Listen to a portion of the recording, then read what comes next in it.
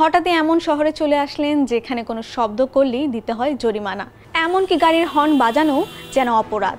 ভাবছেন এমন আবার হয় নাকি? হ্যাঁ হয়, তাও আবার বাংলাদেশে। সম্প্রতি রাজধানীর অভিজাত এলাকা গুলশান, বনানী, বারিধারা ও নিকেতনকে নীরব এলাকা হিসেবে ঘোষণা করেছে ঢাকা উত্তর সিটি কর্পোরেশন।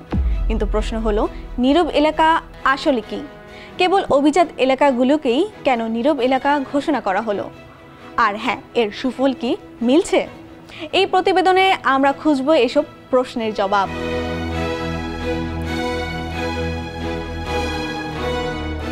নীরব এলাকা মানে কি? নীরব এলাকা এমন একটি এলাকা যেখানে শব্দ দূষণ নিয়ন্ত্রণের জন্য হর্ন বাজানো বা উচ্চ শব্দ সৃষ্টি নিষিদ্ধ করা হয়। এবার আসি শব্দ দূষণের বিষয়ে। উদ্দেশ্য ঢাকার এই সড়কে শব্দের গ্রহণযোগ্য মাত্রা যাচাই। সচিবালয় এলাকায় 15 মিনিটে শব্দের মাত্রা সর্বোচ্চ 85 থেকে 100 ডেসিবল এবং সর্বনিম্ন 75, যা শব্দের গ্রহণযোগ্য মাত্রার চেয়ে বেশি। 2006 সালের শব্দ দূষণ নিয়ন্ত্রণ বিধিমালা অনুযায়ী আবাসিক এলাকায় দিনের সর্বোচ্চ শব্দমাত্রা 55 ডেসিবল এবং রাতে 45 ডেসিবল সহনীয়। বিশ্ব স্বাস্থ্য সংস্থা 2021-এর নির্দেশিকা মতে আবাসিক এলাকায় শব্দের মান দিনে 55 ডেসিবল এবং রাতে 40 ডেসিবল।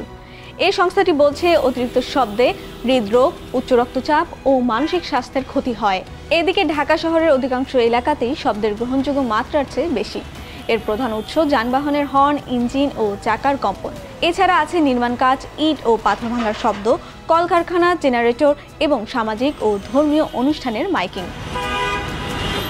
প্রশ্ন আসতে পারে, কেন অভিজাত এলাকাকে নীরব এলাকা নামে ঘোষণা করা হয়? সাধারণত হাসপাতাল, শিক্ষা প্রতিষ্ঠান, আদালত ও বিমানবন্দর সংলগ্ন এলাকাকে নীরব এলাকা হিসেবে ঘোষণা করা হয়। এইসব স্থানে যানবাহনে চালকদের হর্ন বাজানো নিষেধ। শব্দমাত্রা নির্দিষ্ট সীমার বেশি হলেই নেওয়া হয় আইনগত ব্যবস্থা। অতীতে ঢাকার নীরব এলাকার আওতায় ছিল হযরত শাহজালাল আন্তর্জাতিক বিমানবন্দর ও এর আশেপাশের এলাকা। 2019 সালে সচিবালয়, শিশু মেলা, গণভবন, বিজয় সরণি, রোকেয়া সরণি, পরিসংখ্যান ভবনের সম্মুখে শহীদ শাহাবুদ্দিন সড়ক ও বীর উত্তম খালেদ মোশাররফ এভিনিউকে নীরব এলাকা হিসেবে ঘোষণা করেছিল সরকার। তবে এর সুফল নিয়েও রীতিমতো প্রশ্ন উঠেছে। এমনকি দেশের বাকি এলাকাকে কেন নীরব এলাকার আওতায় আনা হচ্ছে না, জানতে চেয়েছিলাম বিশেষজ্ঞের কাছে। হয়তো অভিজাত এলাকাগুলোর সুশৃঙ্খল রোড নেটওয়ার্ক রয়েছে এবং কমার্শিয়াল ইউজটা তুলনামূলকভাবে কম চিন্তা করেছেন, কিন্তু বাস্তব চিত্রটি একটি ভিন্ন। অভিজাত এলাকাগুলোতে গাড়ির পরিমাণ আরো তুলনামূলকভাবে বেশি, ব্যক্তিগত গাড়ির পরিমাণ বেশি, যে কারণে সেখানে নীরব এলাকা কার্যকর করা একটি বড় চ্যালেঞ্জের বিষয় বলে আমরা মনে করছি।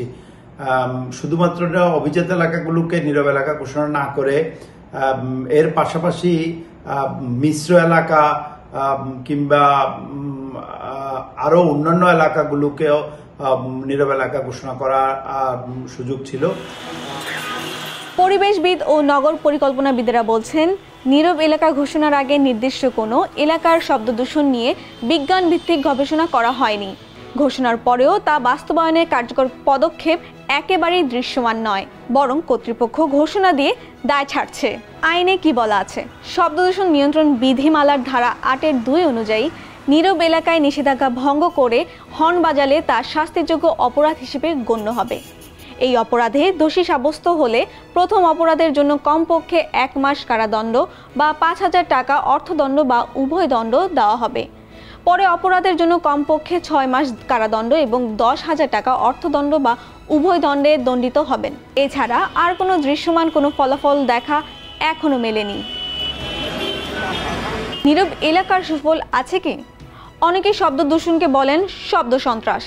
চিকিৎসকেরা বলছেন, শব্দ দূষণের কারণে শ্বাসকষ্ট সহ নানা রোগ বাড়ছে রাজধানীতে।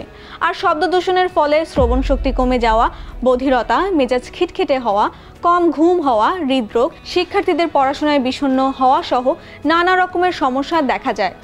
স্বল্পমেয়াদী শব্দ দূষণ মানসিক চাপ সৃষ্টি করে, অন্যদিকে দীর্ঘমেয়াদী শব্দ দূষণ শ্রবণ শক্তির জন্য ক্ষতিকর। শ্রবণ শক্তি কমে যাওয়ার ফলে বিরক্তি, নেতিবাচকতা, রাগ, ক্লান্তি, চাপা উত্তেজনা, বিষণ্ণতা, সামাজিক কর্মকাণ্ড পরিহার ও ব্যক্তিগত নানা ঝুঁকি বাড়ায় এবং নতুন কিছু শেখার ক্ষমতা কমে যায়।